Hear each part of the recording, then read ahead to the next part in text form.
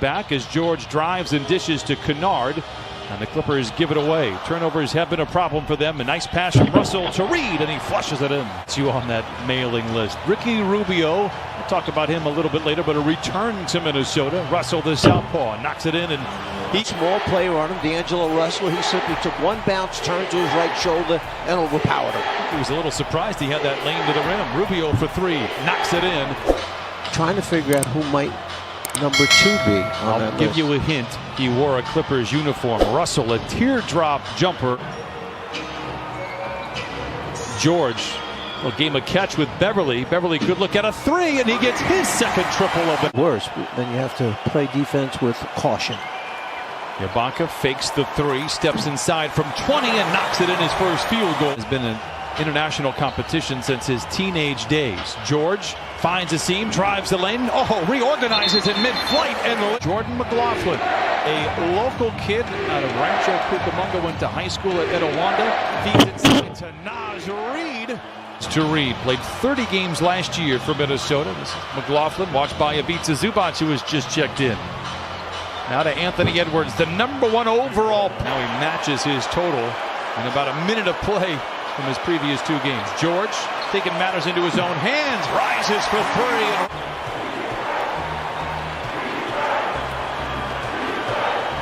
Beasley straightaway three, gets the Wolves the lead back. 11 minutes, 0 for 5.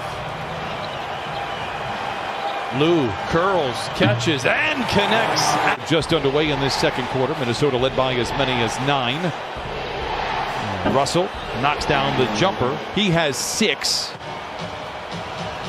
Towns got injured shortly after Russell's arrival. Lou trying to continue, and he does. A joyful interview. If you haven't, he is very quick-witted. He fires up another three. Who said his shot wasn't going down? Into tonight's game, Edwards was just 4 of 17 from above the arc. He's 3 for 3 tonight. Jackson saunters to the cup and leaves it in. 9 in the first quarter. This is the largest lead for the Clippers. Lou to Kennard. Great look at a three. Straight as it in practice yesterday. Return is close. How close? Tomorrow close? I don't know. Good play coming out of the inbound for shot off the window. Doesn't fall. Kennard brings it back the other way for the Clippers.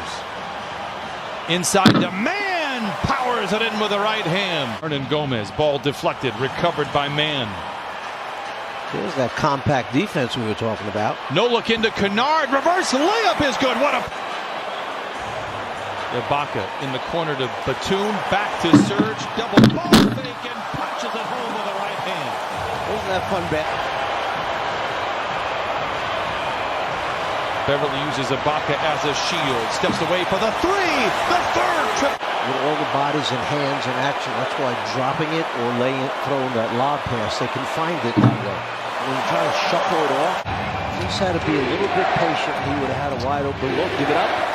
Lou Williams ahead of the pack to the house and lays it in. Closeout by Colbert. And the Wolves come back the other way. Russell, stop and pop three, and he rips the cords. Did have a couple of two-a-days though, but yes, point made. Kennard for three. Boy, he continues to shoot the ball well. Kennard inbounds to an unaware Ibaka, but he makes the recovery. George for three. 10 trays. Batum, touch pass to Ibaka. Look out below! Bending rims in downtown LA. Clippers lead. As the Timberwolves have it, Clippers lead 82-58. By the way, I don't know if you know that Jamie was an extra in Grease 2, doing her best Pink Lady. Comes Paul George the other way. Will I spot Jamie in it? You might. Batum for three, knocks it in. 85-61. Beasley. Rubio collides with Kennard, draws the foul, drops the bucket, and gets one more for Paul George. But 4 of the 5 starters are in double figures. George, one of them, has 15, give him 18. Gets it to Lou, who just establishes position. Lou from the line to the lane to the rim. Covered in a foul. He can unlock any defense, but misfires there. 2.5 to play. Minnesota rebounds. Clippers lead 99-71. Another tray by Russell.